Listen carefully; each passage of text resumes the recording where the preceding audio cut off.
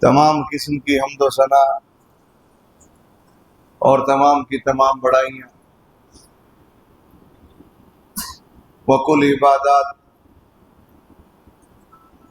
خالق کائنات مالک ارض و سما کے لیے لائق اور اسی کے لیے زیبا ہے۔ اس اللہ وحدہ لا شریک لہ کے لیے جو اکیلا ہم سب کا خالق و مالک اور ہمارا حاکم ہے۔ اللہ وحدہ لا شریک لہ کی بے شمار درود و سلام، رحمتیں، برکتیں اللہ کے تمام برگزیدہ بندوں پر،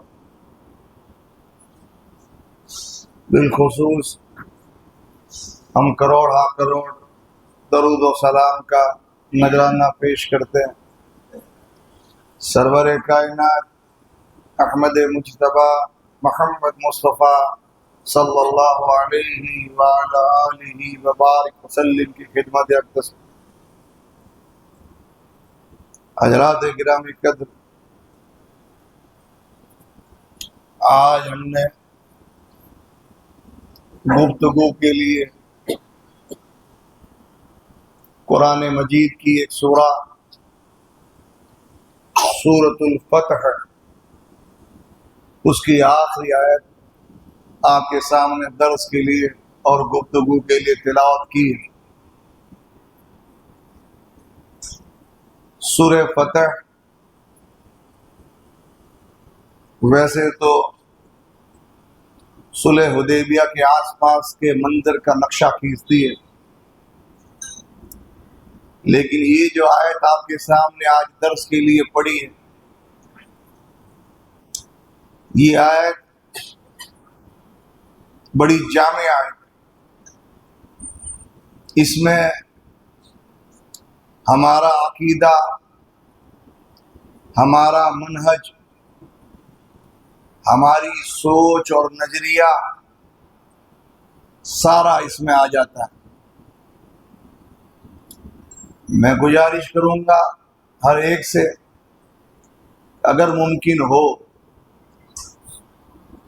بعد از درس گھر جا کے آپ اس آیت کا مطالعہ ضرور کریں تاکہ ایمان کی تازگی برقرار رہے۔ اللہ تعالیٰ نے اس آیت سے ٹھیک پہلے ایک آیت اتاری اور فرمایا هو الذی ارسل رسولہ بالہدی ودین الحق لیظہرہ علی الدین کلہ وکفی باللہ شہیدا۔ وہ اللہ ہے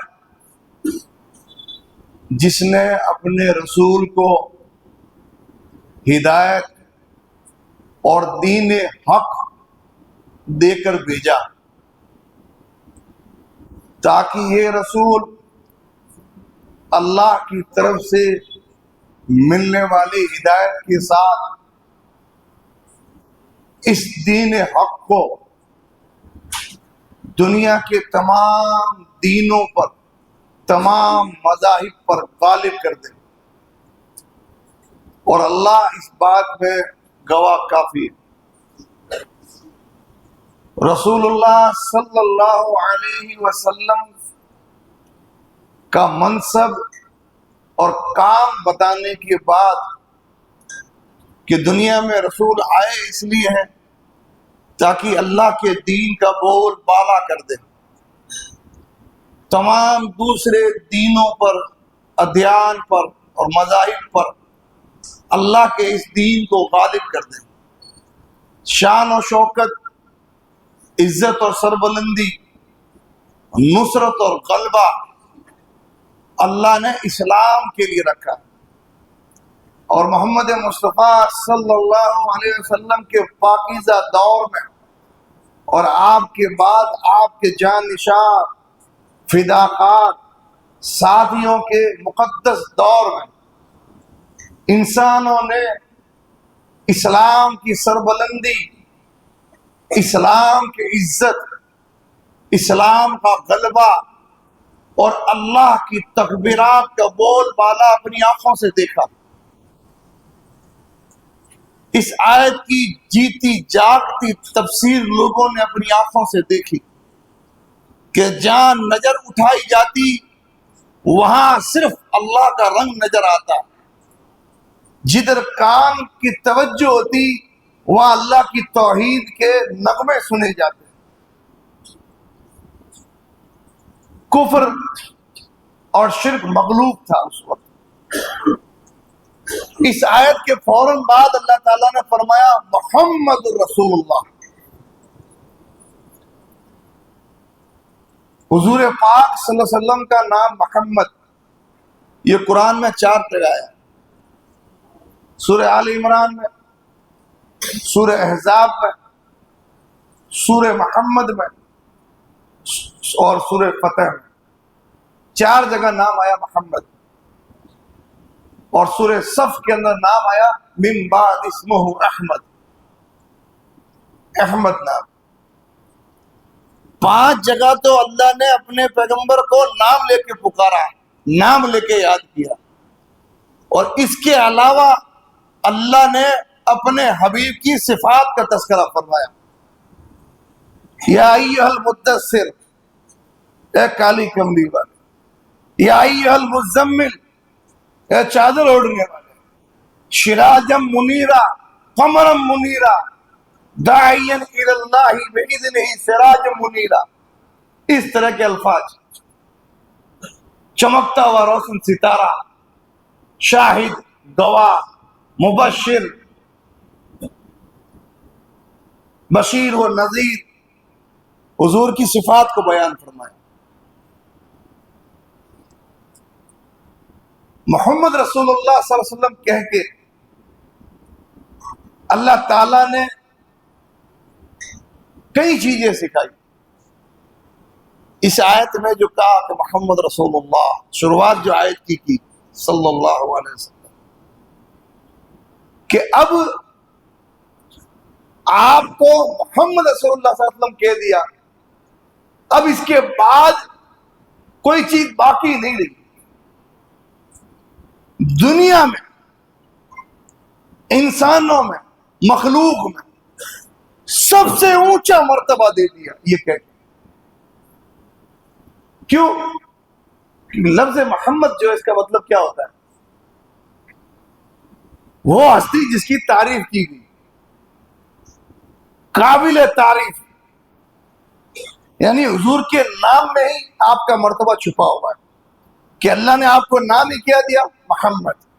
وہ ہستی جس کی دنیا میں سب سے زیادہ تعریف کی گئی، اور لفظ احمد مبالغے کے ساتھ استعمال کر کے کئی معنی ہوتے ہیں۔ ایک معنی وہ ہستی کہ جس نے رب کی تعریف سب سے بڑھ کے کی، وہ ہستی جس کی دنیا میں سب سے زیادہ تعریف ہوئی، اسے کہتے ہیں محمد اور احمد۔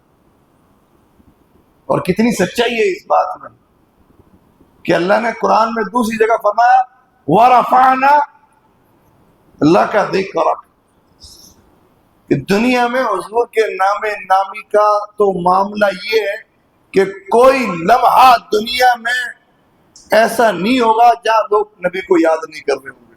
آپ کا ذکر، آپ کا آویزہ اللہ نے بلند کر دیا دنیا میں۔ کروڑوں روحیں دنیا میں موجود ہے کہ جن کے دلوں کی دھڑکن یہ نام ہے، جن کے دنیا میں جینے کا مقصد یہ نام ہے۔ محمد صلی اللہ علیہ وسلم کہنے کے بعد تفریق ہو گئی کہ اب اس ہستی کا بیان آ رہا ہے کہ ایسی ہستی نہ ان سے پہلے گزری ہے نہ بعد میں آئی،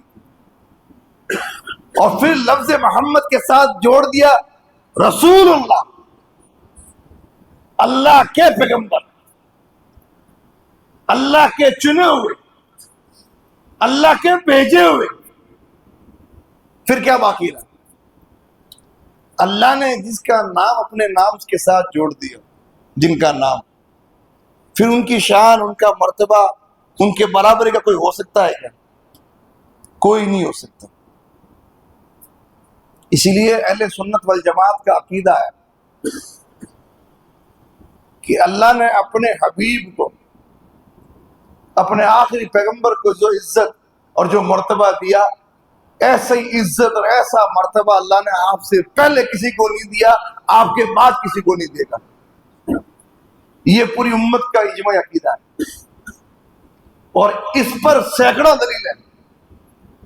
مثلا خود حضور نے فرمایا انا سیدی ولد آدم یوم القیامہ بیدہ لواء الحمد ولا فخر، میں تمام آدم کی اولاد کا سردار ہوں،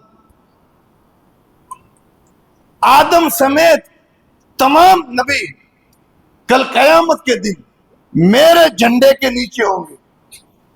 اور یہ بات میں کوئی فخر کے طور پہ نہیں کہہ رہا ہوں، حقیقت بیان ہو رہی ہے، کوئی فخریہ طور پر گھمنڈ میں نہیں کہہ رہے، ولا فخر کہہ کے یہ بتایا، یہ فخر نہیں ہے، اس میں یہ تو حقیقت ہے کہ اللہ نے اگلوں اور پچھلوں میں جو شان میرے نبی کو دی ایسی کسی کو نہیں ملی۔ حمد کا جھنڈا آپ کے ہاتھ میں، دنیا اور آخرت میں تمام نبیوں کی سرداری اور امامت اللہ نے آپ کو دی۔ محمد رسول اللہ کہنے کے بعد ایک درس یہ بھی دے دیا کہ اللہ تعالی نے جو نبی کی شان تھی، جو نبی کے لائق مرتبہ تھا، وہ اللہ نے دے دیا۔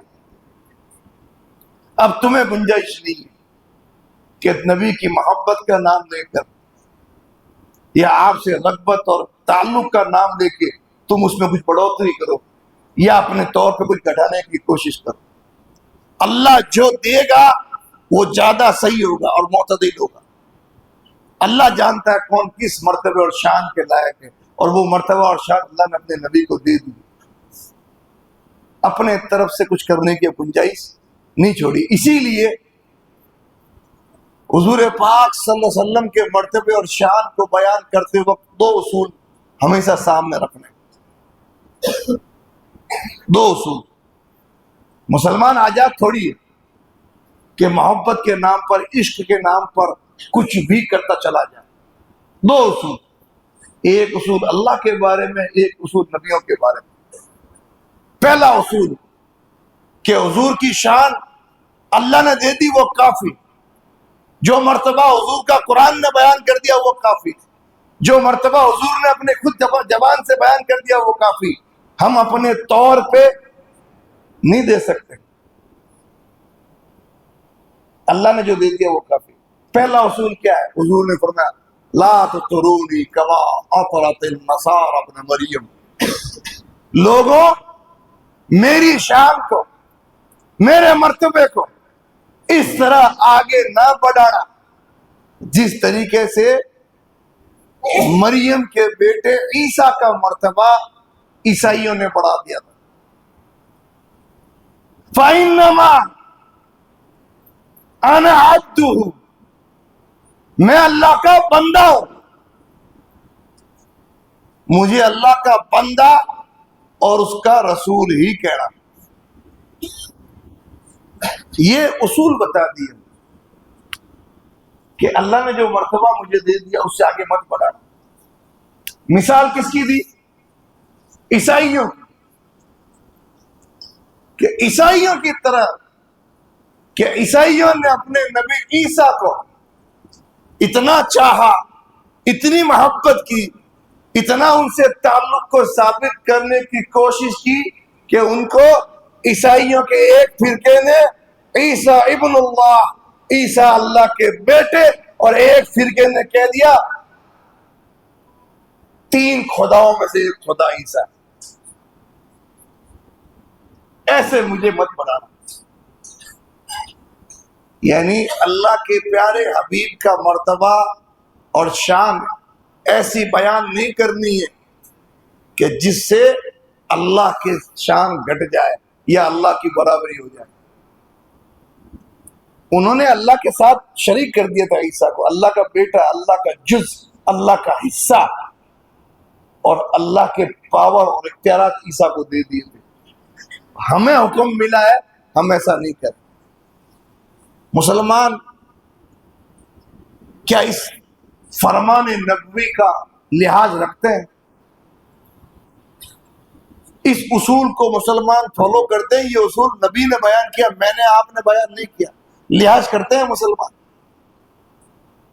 آپ کا جب ذکر آتا ہے اور جب آپ کے مرتبے کو بیان کرنا شروع کیا جاتا ہے، اللہ کے قرآن کو کافی نہیں سمجھتے مسلمان، حضور کے فرمان کو کافی نہیں سمجھتے ہیں، سمجھتے ہیں کہ جو اللہ نے مرتبہ دیا وہ کم ہے، ہم اپنے طور پہ مرتبہ دیں گے میرے نبی کو، اور ساری حدیں توڑ کر اس طریقے سے نبی کا ذکر کرتے ہیں کہ سیدھا اللہ، اور بسا اوقات اللہ سے بڑھ کر آپ کو شان بیان کر دی جاتی ہے۔ ہوتا کہ نہیں ہوتا؟ اس کی زندہ مثال اس صابری بردوس کی، کیوں آ کے رو رہا ہے محمد کے شہر میں، قوالوں نے اور نعت پڑھنے والوں نے جو دین کا بیڑا غرق کیا، اتنا دین کا جنازہ اور کسی نے نہیں نکالا۔ اللہ کے نبی صلی اللہ علیہ وسلم کی شان اس طریقے سے آگے بڑھائی کہ ساری حدیں توڑ دی۔ یہ حد تھی کہ میرا مرتبہ اس طرح بیان نہ کرنا جیسے عیسائیوں نے عیسیٰ کا مرتبہ بیان کیا تھا، ہم نے عیسائیوں کو پیچھے چھوڑ دیا۔ اقبال نے جو کہا تھا، وضع میں تم ہو نصارا تو تمدن میں ہنود، یہ مسلمان ہے جنہیں دیکھ کے شرمائے یہود۔ ہم نے یہودیوں کو اور عیسائیوں کو پیچھے چھوڑ دیا۔ کیا کہہ رہا ہے کہنے والا؟ ہاتھ میں تسبیح، بغل میں مسلح، لب پہ جاری اللہ اللہ، کہتی ہوئی پہنچی بیت اللہ اور پکاری اے میرے اللہ۔ اب یہ نہ کہ شاہد بھائی نے شاعریاں قوالیاں شروع کر دی مسجد میں بیٹھ کے، یہ آپ کو سمجھانے کے لیے کہ لوگوں نے محبت کا نام لے کے کس طریقے سے الو بنایا امت کو، کہ تسبیح ہاتھ میں لے کے، مسلح لے کے کہاں پہنچی؟ بیت اللہ، اللہ کے گھر، اور پکاری اے میرے اللہ، اللہ کو پکارا۔ یہاں تک تو ٹھیک ہے، اللہ کے جواب آیا، وہ اللہ کو پکار رہی ہے، اللہ کیا جواب دے رہا ہے؟ نقل کفر کفر نباشت، صرف سمجھانے کے لیے کہہ رہا ہے۔ اللہ نے کہا پگلی، میرے پردے میں وحدت کے سوا کیا رکھا؟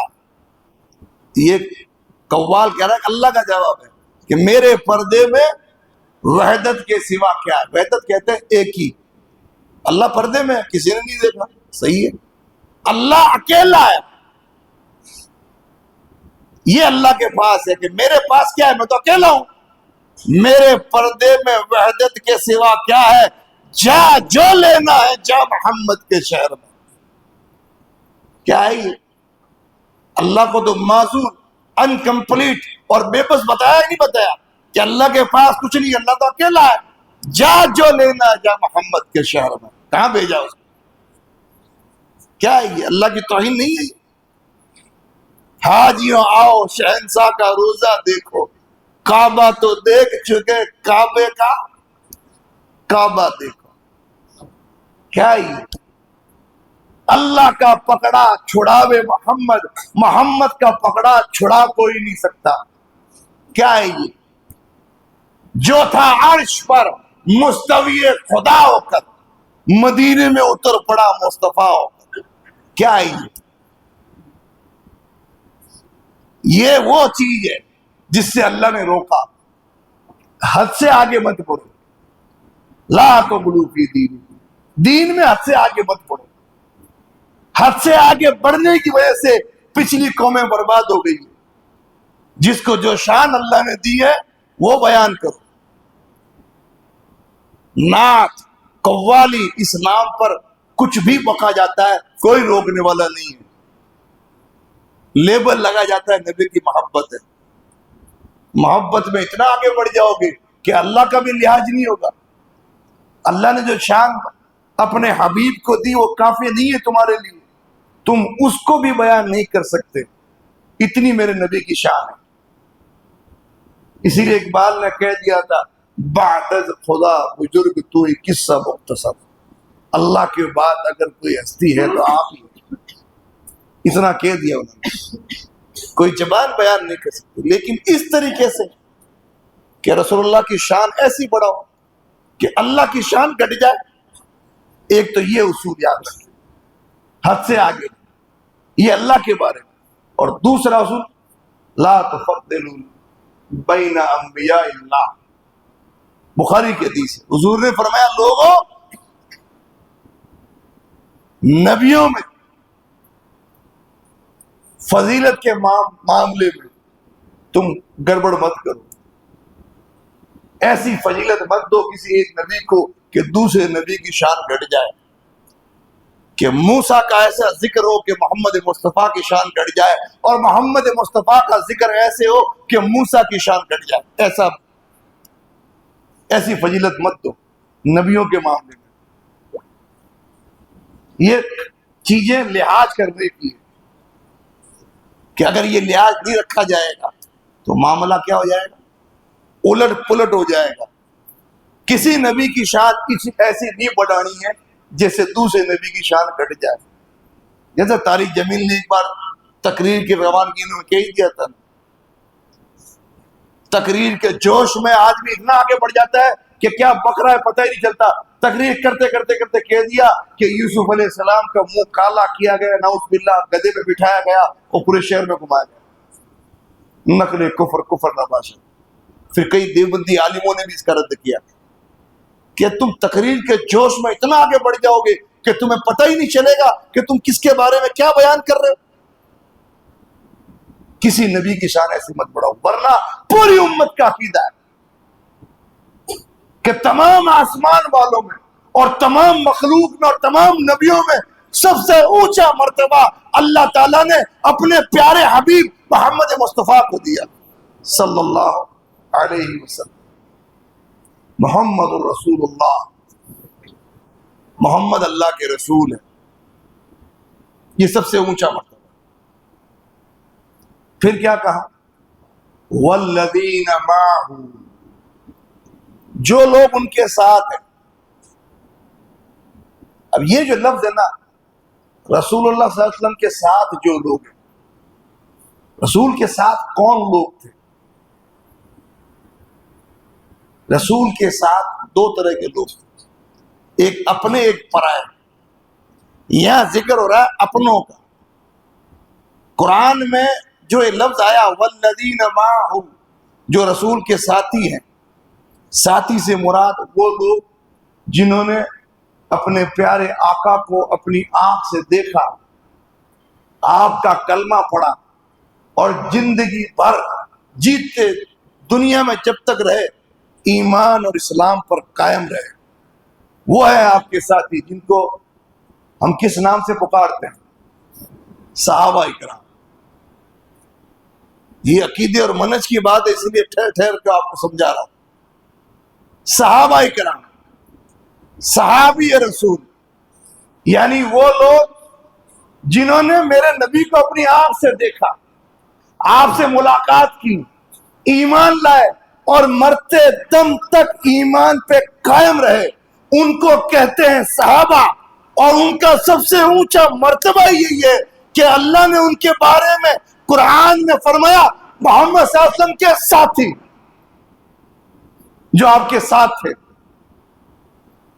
یہ جس طریقے سے رسول اللہ کہنا یہ کسی ہستی کے لیے سب سے اونچا مرتبہ ہوتا ہے، اسی طریقے سے والذین معہ، محمد صلی اللہ علیہ وسلم کے ساتھی کہنا یہ انسانوں میں سب سے اونچا مرتبہ نبیوں کے بعد، کہ ساتھی تو عیسیٰ کے بھی تھے، ساتھی تو موسیٰ کے بھی تھے، ساتھی تو نوح کے بھی تھے، ساتھی تو یوسف اور زکریا کے بھی تھے، لیکن جو محمد کے ساتھی ہیں ایسے ساتھی اللہ نے کسی پیغمبر کو نہیں دیے،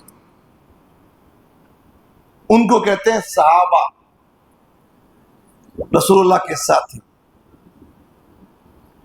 یہ ولیوں میں سب سے اونچا مرتبہ انہی کا ہے، سارے ولی ان کے بعد ہوتے ہیں۔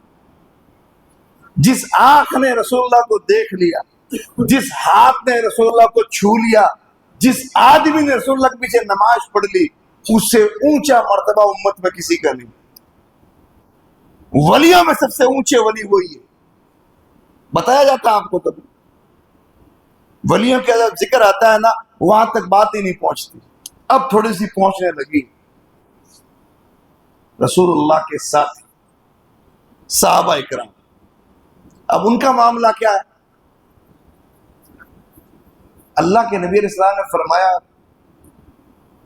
کہ تم میں کا کوئی آدمی بعد کا جس نے حضور کو نہیں دیکھا، بعد کا کوئی آدمی احد پہاڑ کے برابر سونا اللہ کے راستے میں دے دے، اور میرے ساتھی میرے صحابی ان میں سے کوئی ایک مد یا آدھا مد، 1 کلو 2 کلو یا اس کا بھی آدھا، حقیر سے حقیر چیز اللہ کے راستے میں خرچ کر دے تو دونوں برابر نہیں. یہ مثال اللہ کے نبی صلی اللہ علیہ وسلم دی. اس مثال کو دینے کا مطلب یہ ہے کہ جو بعد میں لوگ پیدا ہوئے رسول اللہ کے بعد، وہ کچھ بھی دنیا میں کر لیں، کتنی بھی بڑی نیکی کر لیں، صحابی کی ادنا سے ادنا نیکی کی برابری نہیں کر سکتے. دنیا کے سارے غوث اکٹھا ہو جائیں، دنیا کے سارے کتب اکٹھا ہو جائیں، دنیا کے سارے اولیاء اور ولی اکٹھا ہو جائیں، اور کسی ایک صحابی کی برابری پہ اترے، اللہ کی قسم ہے سارے مل کر کسی ایک ادنا صحابی کی برابری نہیں کر سکتے. یہ ایمان ہے، یہ ہمارا ایمان ہے جو ہمیں اللہ کے رسول نے سکھایا. اس کی دلیل کیا ہے؟ اس کی دلیل یہی احد پہاڑ کی مثال ہے. کوئی مدینہ جا کے آیا اس کو پوچھو، احد پہاڑ جو ہے تقریباً لمبائی میں 7.5-8 کلومیٹر لمبا ہے. 1,00,000 امبانی پیدا ہو جائے نا تب بھی اتنا مال نہیں جمع کر سکتے. 7.5-8 کلومیٹر لمبا پہاڑ، اس کے برابر گولڈ سونا ہے کسی کے پاس؟ پھر وہ سونا دے دے کہ یہ سب اللہ کا، اور صحابی ایک مد 1 کلو سمجھ لیں آپ، یا اس کا آدھا گیہوں جو کوئی بھی چھوٹی چھوٹی چیز اللہ کے راستے میں دے برابر نہیں. کیا خیال ہے؟ اب کوئی مثال آ سکتی ہے اس کے علاوہ بھی؟ یہ وہ لوگ ہیں جن کے بارے میں اللہ کے نبی نے پروٹوکول دیتے ہوئے کہا اکرموا اصحابی، میرے صحابہ کی عزت کرنا، سارے ان کی عزت کرنا. اب یہاں سے آپ پیمانہ لیتے چلیں کہ اللہ کا قرآن قانون کی کتاب ہے، اس کتاب میں اللہ کسی کا ذکر کر دے اچھائی کے ساتھ، تعریف کے ساتھ، پھر کیا مسلمان یا کوئی دوسرا آزاد ہے کہ ان کے بارے میں کچھ بھی بولتا چلا جائے؟ آزاد ہے کیا؟ اس کے باوجود بھی کوئی کچھ بولے، کس بات کی علامت ہے کہ یہ شخص، یہ جماعت، یہ گروہ پٹری سے اترا ہوا ہے، یہ نہ اللہ کے قرآن پر ہے نہ مصطفیٰ کے فرمان پہ، یہ اپنی عقل پر ہے کہ جس کو قاضی بنا کے جس نے دین کے چترے کر دی. اب ان کی تعریف اس آیت میں شروع ہو رہی ہے، وہ سمجھتے چلیں. فرمایا والذین معہ، محمد رسول اللہ صلی اللہ علیہ وسلم اور آپ کے ساتھی جو آپ کے ساتھ ہیں، اشداء علی الکفار ورحماء بینہم، یہ ان کی پہلی صفت اور علامت اور نشانی ہے ان مسلمانوں کی جو حضور کے ساتھی تھے. کافروں پہ سخت اور آپس میں نرم. صحابہ اکرام کی نشانی، صحابہ اکرام کی صفت، کافروں پہ سخت اور آپس میں نرم. اقبال نے کہا ہو ہلکائے یارا تو بریشم کی طرح نرم، ہو رزم حق و باطل تو فولاد ہے مومن. آپس کی بات آئے، لا الہ الا اللہ محمد رسول اللہ پڑھنے والا مخاطب ہو تو ریشم کی طرح نرم اس کے اوپر، اور جو اس کلمے کا باغی ہو، اللہ اس کے رسول کا انکاری ہو، اس کے معاملے میں فولاد سے زیادہ سخت، لوہے سے زیادہ سخت. یہ صحابہ کی صفت ہے. اور یہ صفت کیوں نہ ہو؟ کیونکہ وہ ایک ایسے نبی کے ماننے والے تھے جس نبی کے بارے میں قرآن کہتا ہے بالمؤمنین رؤوف الرحیم، کہ یہ محمد مصطفیٰ خود مومنوں پہ رؤوف الرحیم، اپنے ماننے والوں پر بڑا ہی کرم کرنے والے، بڑی محبت کرنے والے، ان کے لیے ریشم سے زیادہ نرم ہے. اس نبی کے امتی آپس میں محبت کرنے والے کیوں نہیں ہوں گے کہ جس نبی نے تعلیم ہی یہی دی، المؤمن للمؤمن کالبنیان یشد بعضہ بعضا. ایک مومن دوسرے مومن کے لیے دیوار کی طرح ہے کہ جس کا ایک حصہ دوسرے حصے کو مضبوط کرتا ہے، کھڑا کرتا ہے. جس کی تعلیم یہ ہے، جس نبی کی تعلیم یہ ہے، مسلمان کی پہچان بتاوے تر المؤمنین، کہ مومن کو تو دیکھے گا دوسرے مومن کے لیے رحم کرنے کے معاملے میں، محبت کرنے کے معاملے میں، اور جڑاؤ اور تعلق کے معاملے میں، کہ آپس میں اس طریقے سے محبتیں کریں گے، اس طریقے سے جڑے ہوئے رہیں گے، اس طریقے سے مہربانیاں کریں گے، اس طریقے سے تعلقات ہوں گے کہ جسم کی مثال دی کمثل الجسد، کہ جسم کے کسی ایک حصے میں اگر کوئی تکلیف ہوتی ہے، مثلا انگلی کٹ گئی، اس تکلیف کا اثر پورے جسم پہ ہوتا ہے. اس تکلیف کی وجہ سے پورا جسم بیدار رہتا ہے اور بخار میں گر جاتا ہے. پیر میں لگی، اس کا احساس دماغ تک، دل تک، پیٹ تک اور پورے جسم پہ ہوتا کہ نہیں ہوتا؟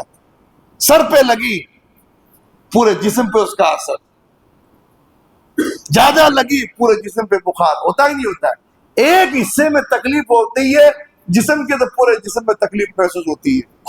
ایک مسلمان کی دوسرے مسلمان سے تعلقات کی مثال اللہ کے نبی نے دی ہے.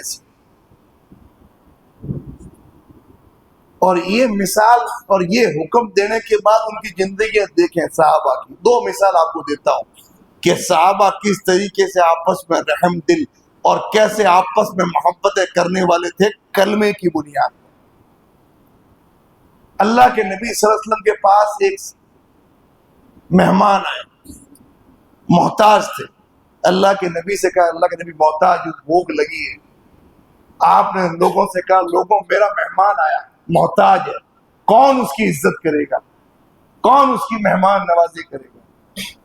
سیدنا ابو طلحہ کو اللہ نے توفیق دی، دوڑے دوڑے گھر گئے اور بیوی سے کہا رسول اللہ کا مہمان ہے، جو کچھ ہے اس کے سامنے حاضر کر دیں. بیوی نے کہا کہ اس گھر میں صرف اتنا سامان ہے کہ بچے کھا سکتے،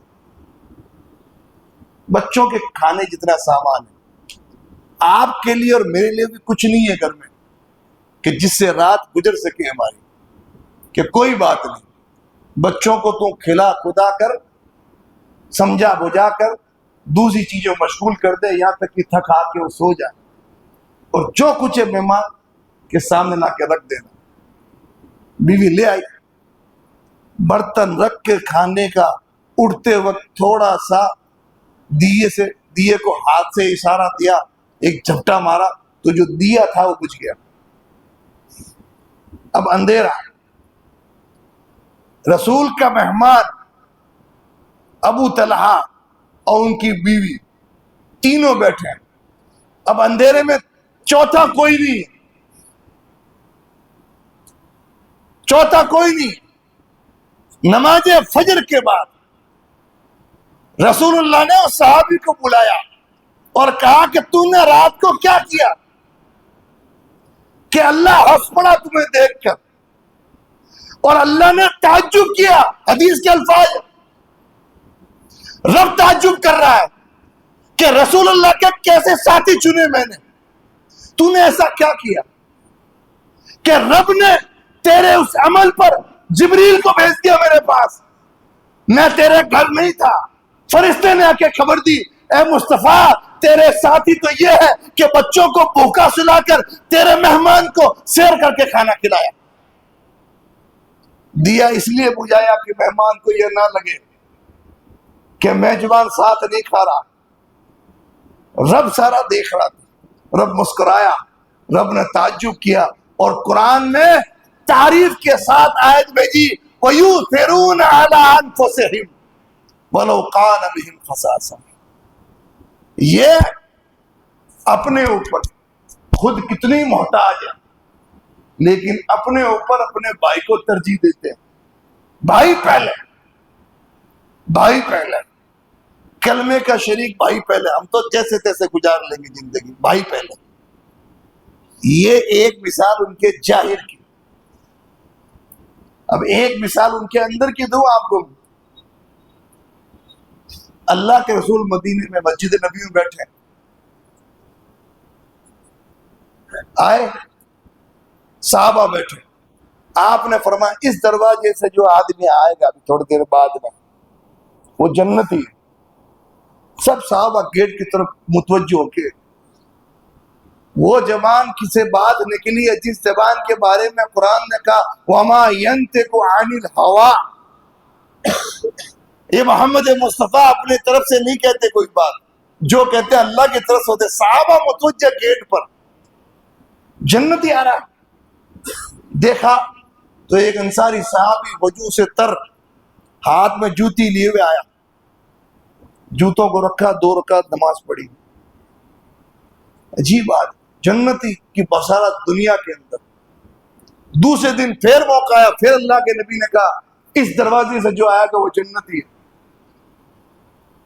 دوسرے دن پھر وہی صحابی، تیسرے دن پھر اللہ کے نبی نے کہا اس دروازے سے جو داخل ہوگا بھی تھوڑی دیر بعد وہ جنتی ہے۔ صحابہ کی ہمت نے جواب دے دیا کہ تیسری بار پھر وہی انصاری صاحب بزرگ،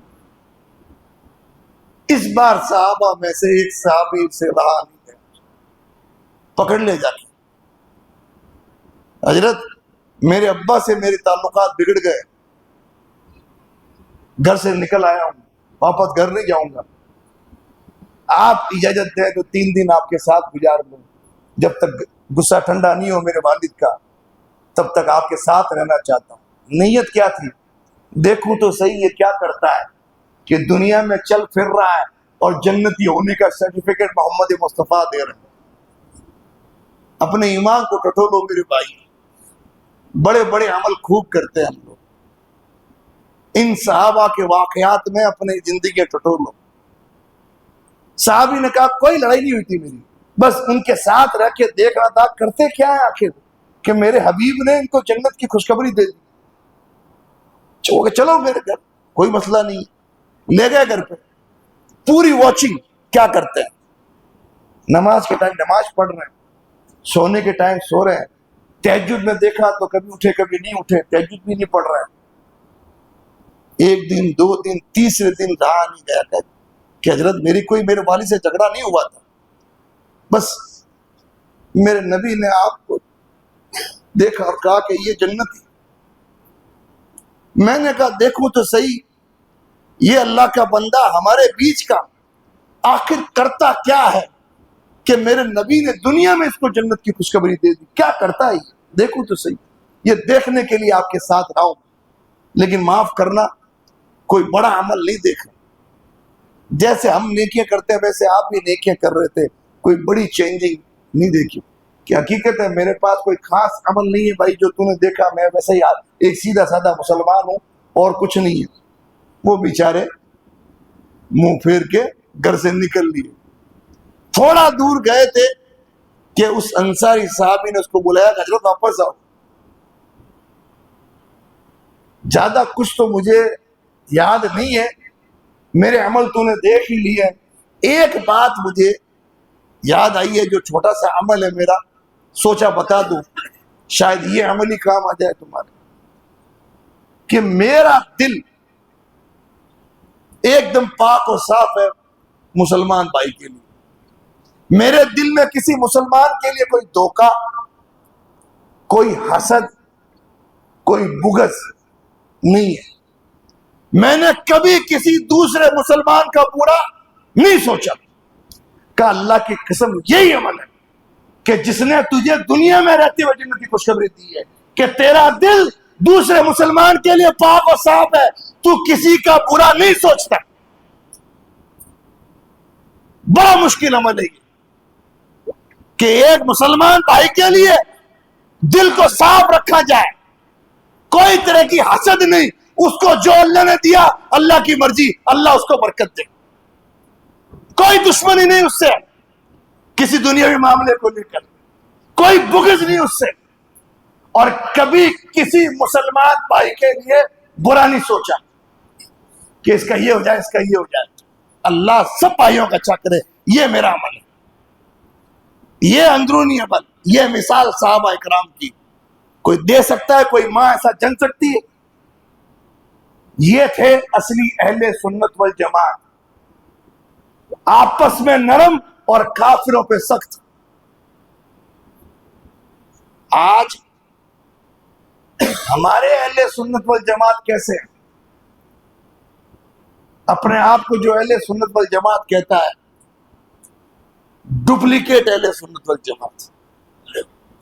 قرآن کی آیت کے مطابق ہے کیا؟ مسلمان کو لے کے نرم ہے کیا؟ کافروں کو لے کے سخت ہے کیا؟ رسول اللہ کی اس تعلیم پہ مسلمان عمل کر رہے ہیں کیا؟ نام نہاد اپنے آپ کو اہل سنت کہنے والے دوسرے مسلک کے کسی مسلمان کو دیکھ لیتے ہیں, ان کے چہرے کی رنگت بدل جاتی ہے. بدلتی کہ نہیں بدلتی؟ چہرہ ایسا بنا لیتے ہیں جیسے کسی عذاب کے فرشتے کو دیکھ لیا. ہے کہ نہیں ہے؟ کہاں گئے میرے نبی کے فرمان کہ ایک مسلمان دوسرے مسلمان کا بھائی ہے؟ کہاں گئی؟ تمہارا رشتہ مسلکوں کی بنیاد پہ ہوتا ہے. یہ وہابی ہے, یہ دیوبندی ہے, یہ اہل حدیث ہے, اس سے سلام نہیں, اس سے کلام نہیں. یہودیوں کے ایجنٹ, ظالم اور جھوٹے مولویوں نے تمہیں مدینے والا دین نہیں سکھایا, تمہیں یہودیوں والا دین سکھایا. یہ وہ دین نہیں ہے جو میرے نبی لے کے آئے تھے, جو ایک مسلمان سے دوسرے مسلمان کو نفرت سکھائے, مسلک کی بنیاد پر, فرقے کی بنیاد پر. یہ یہودیوں کا دین ہے جو مسلمانوں کو توڑنے کے لیے, اور یہ مولوی نما یہودیوں کے ایجنٹ ہے جو مسلمانوں کو یہ کہتے ہیں کہ ان سے سلام نہیں کرنا, ان سے کلام نہیں کرنا, ان کو دیکھ کے ایسا کرنا ایسا کرنا. ہے کہ نہیں یہ سچائی؟ ہے کہ نہیں؟ دنیا میں یہ ہو رہا کہ نہیں ہو رہا؟ اور اس دور میں کہ جس دور میں ساری کافر ملتیں تمہارے خلاف ایک ہو چکی ہے, اس دور میں تم ایک مسلمان کو دیکھ کر چہرہ پھیرتے ہو. قرآن کہتا ہے کافروں پہ سخت اور آپس میں نرم ہے مسلمان. تم ان صحابہ سے اپنا رشتہ جوڑتے ہو اور تمہارا معاملہ یہ کہ تم کافروں پہ نرم اور مسلمانوں پہ سخت ہو. کوئی غیر مسلم ملتا ہے, اس کے سامنے سجدے میں گرنے سے بھی پرہیز نہیں کرتے. فلا جی فلا جی فلا, کئی اس کا نام ادب احترام سے لیتے ہیں, بڑے حساس کے غیر مسلموں سے ملتے ہیں. اور ایک دوسرے مسلک کا کوئی مسلمان گزر جائے, اس کو دیکھ کے تم آستینیں چڑھاتے ہو, چہرے بگاڑتے ہو, سلام پھر اس سے تم کرنے سے پرہیز کرتے ہو, چہرہ پھیرتے ہو. کون سا دین ہے یہ؟ کون سا دین ہے یہ جو مسلمانوں میں نفرت سکھاتا ہے؟ مدینے والا دین نہیں ہے یہ اسرائیل سے نکلا ہوا دین ہے. چھوٹی چھوٹی بنیادوں کو بنیاد بنا کر تم کہتے ہو, مسلوں کو بنیاد بنا کر یہ کافر ہے, یہ گستاخ ہے, یہ وہ ہے, یہ وہ ہے. تمہارے مولویوں نے پٹی پڑھائی اور تم سیکھ لکھ پڑھ کر اتر گئے بازار میں مسلمانوں کو کافر کہنے کے لیے, گستاخ کہنے کے لیے. ان کے یہاں پر فیکٹریاں لگی ہوئی ہیں, کفر کی مشینیں لگی ہوئی ہیں. ان کے آبا و اجداد نے ان کو یہی تعلیم دی ہے کہ مسلمان کو کافر کہو اور کافر کو گلے لگا، مسلمان کو دور کرو اور کافر کو نزدیک کرو۔ کون سا دین ہے یہ؟ اور پھر اپنے آپ کو سنی اور اہل سنت کہتے ہو۔ یہ نام لینا چھوڑ دو، یہ نام جچتا نہیں ہے تم پر۔ اہل سنت والجماعت، قرآن نے کہا اشداء علی الکفار ورحماء بینہم، کافروں پہ سخت تھے اہل سنت والجماعت، اور آپس میں رحم دل تھے، آپس میں محبتیں تھیں۔ کہتے ہیں صاحب ان کے عقیدے خراب ہیں، اس لیے ان سے سلام نہیں۔ کافر کو تو کچھ پتہ نہیں ہے، یہ جان بوجھ کے ان کے عقیدے خراب ہیں۔ تمہارے مولوی نے جھوٹی پٹی تمہیں پڑھائی اور ہو گئے عقیدے خراب، تمہارے کہنے سے ہو جائیں گے عقیدے خراب۔ جاؤ، ہمارا عقیدہ ہم نے رب ذوالجلال کے قرآن سے سیکھا، مصطفیٰ جان رحمت کے فرمان سے سیکھا، ابو بکر کی صداقت سے سیکھا، عمر کی بلاغت سے سیکھا، عائشہ کی فقاہت سے سیکھا، اور فاطمہ کی محبت سے سیکھا۔ ہمارا قرآن عقیدہ تو وہاں سے آیا ہوا ہے۔ کس عقیدے کی بات کرتے ہو تم؟ کس گستاخی کی بات کرتے ہو تم؟ کون گستاخ ہے بتا تو صحیح۔ ہم نے کہا کہ اتباع اور پیروی صرف مدینے والے مصطفیٰ کی ہوگی۔ تم نے کہا نہیں، 4 امام کی پیروی بھی تم پہ لازم ہے۔ کون گستاخ ہے بتا تو صحیح۔ ہم نے کہا سنت کی پیروی میں ہی نجات ہے صرف۔ تم نے کہا پیروں اور فقیروں کے طریقے کو لینا بھی ضروری ہے۔ کون گستاخ ہے؟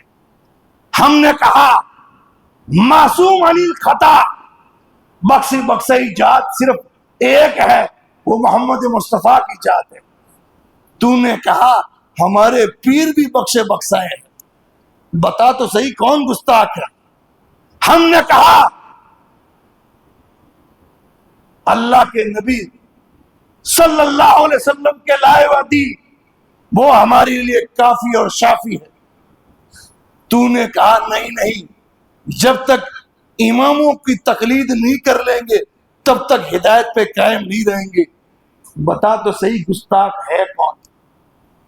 ہم نے کہا قبر میں صرف نام محمد کا سہارا ہے، اور تو نے کہا نہیں، قبر میں عبد القادر جیلانی کو بھی آنا ہے۔ کون گستاخ ہے بتا تو صحیح۔ ہم نے کہا سفارش کے دفتر کل قیامت کے دن میرے نبی کھولیں گے۔ تو نے کہا جب تک پیر کی بیعت نہیں کر لیں گے بخشش نہیں ہوگی۔ کون گستاخ ہے ذرا دیکھ تو صحیح۔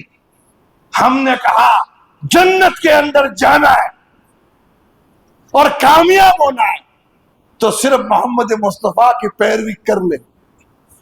تو نے کہا نہیں، محمد مصطفیٰ کے سوا بھی ایسی ہستیاں موجود ہیں جن کی پیروی کے بغیر ہدایت پہ قائم نہیں رہ سکتے۔ تو نے مدینہ کو کافی نہیں سمجھا، اس لیے غیر مسلموں کے شہروں کی طرف تیری نسبتیں کی۔ ہم نے نسبت اس کی طرف کی جس کی طرف نسبت کرنے کا حکم اللہ نے دیا ہے۔ کون گستاخ ہے؟ کس کو گستاخ کہہ رہا ہے؟ ذرا دیکھ تو صحیح۔ کون صحابہ کے طریقے پہ مسلکوں کی بنیاد پر جھوٹے باتیں پھیلا کر جو مسلمانوں میں توڑ پیدا کرے، جو نفرت پیدا کرے، وہ مدینے والے دین پہ نہیں ہے، وہ اسرائیل کے دین پر ہے۔ یہ جان لیں اس دور میں بھی جو نفرت پھیلانے کی بات کرے۔ محبتوں کا پیمانہ لا الہ الا اللہ محمد رسول اللہ ہے، یہ ایک پیمانہ ہے محبت کا۔ اس کے سوا جو پیمانے تم نے بنائے وہ سب باطل ہے۔ صحابہ نے یہی پیمانہ دیا تھا، اشداء علی الکفار ورحماء بینہم، کافروں پہ سخت اور آپس میں نرم ہے۔ وہ صحابہ اور ان کے طریقے پہ چلنے والے لوگ وہی حق پر ہیں. باقی جو اس دور میں بھی ایسی باتیں کرے، اور ابھی تو جھوٹ تو سر چڑھ کے بول رہا ہے. میں زیادہ کھولنا نہیں چاہتا باتوں کو. یہ منہ مت کھلواؤ. یہ منہ کھلے گا تو اس کے ساتھ ساتھ کئی کتابیں کھلے گی، اور کتابیں کھلے گی تو بڑے بڑے بزرگ بے نقاب ہوں گے. اس دور میں ہم نے وہ چیزیں چھوڑ دی کہ جن سے نفرتیں بڑھے. ورنہ تجھے بتائیں کہ کس نے کیسی گستاخی کی ہے. ہمارا عقیدہ تو یہ ہے کہ اگر کوئی جان بوجھ کر تو چھوڑو، انجانے میں بھی میرے نبی کے بارے میں ایسی بات کہہ دے جو میرے نبی کے شان کے مطابق نہیں ہے، اللہ کی قسم کوئی بہانہ قبول نہیں. قرآن کہتا ہے لا تعتذروا، بہانے مت بناؤ. قد کفرتم بعد ایمانکم، تم ایمان لانے کے بعد کافر ہو گئے. ادنا سی گستاخی کرنے والا بھی نبی کی شان میں کافر ہو جاتا ہے. یہ تو ہمارا عقیدہ ہے اور ہم نے ثابت بھی کیا ہے. لیکن گستاخی ہے کیا؟ کسے گستاخی کہتے ہیں یہ تو دیکھ. تیرے مولوی نے جو تجھے پٹی پڑھا دی تو اس کو تو لے کے گھوم رہا ہے اور مسلمانوں کو توڑ رہا ہے. اپنے آپ کو دیکھ تو کس کے دین پر ہے. محمد مصطفیٰ کے دین پہ تو نہیں ہے، کیونکہ تجھے تیرا دین ایک مسلمان سے نفرت سکھا رہا ہے. تو یہ 2 پوائنٹ ہوئے ابھی تک، اور ٹائم ہو گیا پورا، اور آیت پوری بچی ہوئی ابھی تک. کیا خیال ہے اگلے ہفتے انشاءاللہ اس آیت کو پوری کر لیتے ہیں. محمد رسول اللہ والذین معہ اشداء علی الکفار ورحماء بینہم. یاد رکھیں یہاں تک بات ہوئی ہے کہ محمد اللہ کے رسول ہیں، اور جو ان کے ساتھ ہیں صحابہ وہ کافروں پہ سخت اور آپس میں نرم دل. اللہ تعالی ہمیں بھی ایسا بنا دے. اللہ ہمیں بھی نبی کے طریقے کے مطابق چلا دے، صحابہ کے راستے پہ چلا دے. اللہ ان جیسا تو نہیں، کم سے کم ان کے راستے پہ چلنے کی ہمیں توفیق دے دے، تاکہ دنیا میں بھی اور آخرت میں بھی ہم لوگ اللہ کی نصرت اور اس کی کامیابی حاصل کر سکیں. آمین. تقبل یا رب العالمین. وما علینا الا البلاغ المبین. سبحان